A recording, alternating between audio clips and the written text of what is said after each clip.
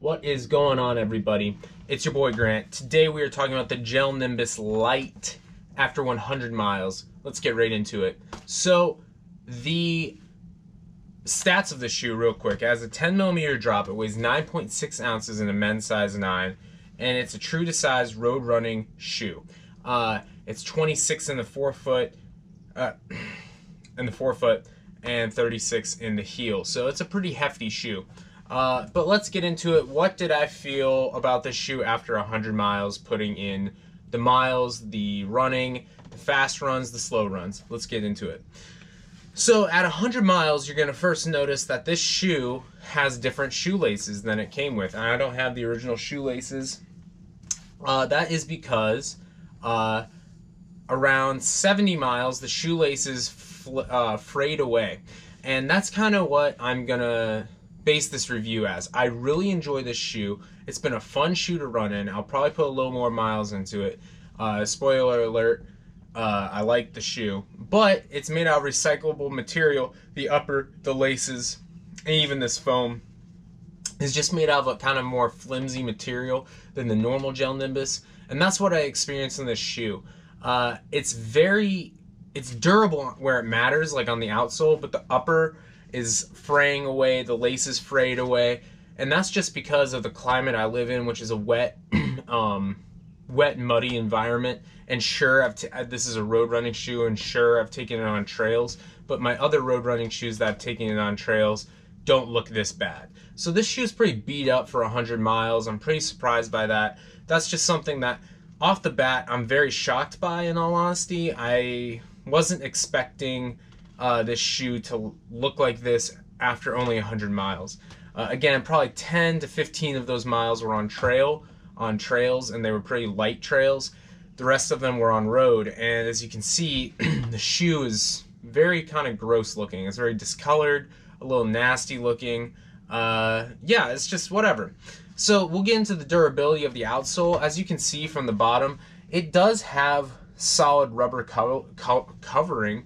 Where I land is where you're gonna see the most wear here, and then a little bit in the heel as well.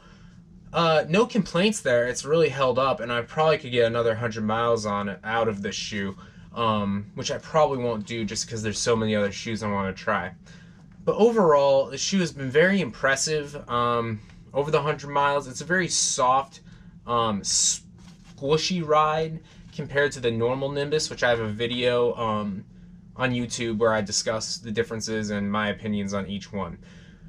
But overall, what I am a little upset about is that this shoe just kind of has gotten gross over time. It stinks. It's the only shoe that I have that stinks, and I can't tell why.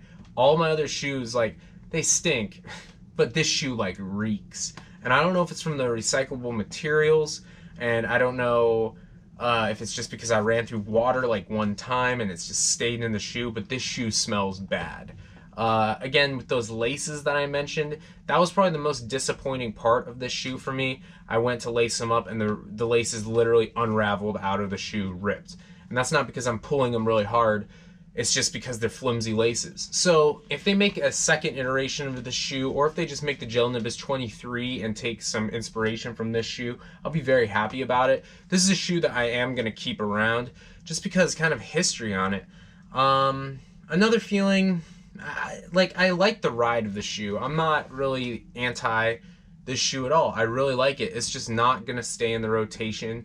It's done after 100 miles so far. I'm going to keep it on my Strava page so I can, just in case if I want to put some miles into it, but I have other shoes that are better than this. One of the things I do enjoy, though, is that it is made out of recyclable material, which most of these shoes, when you think about it, they leave a pretty big carbon footprint. So it's nice to see that people are going to sustainable shoe making.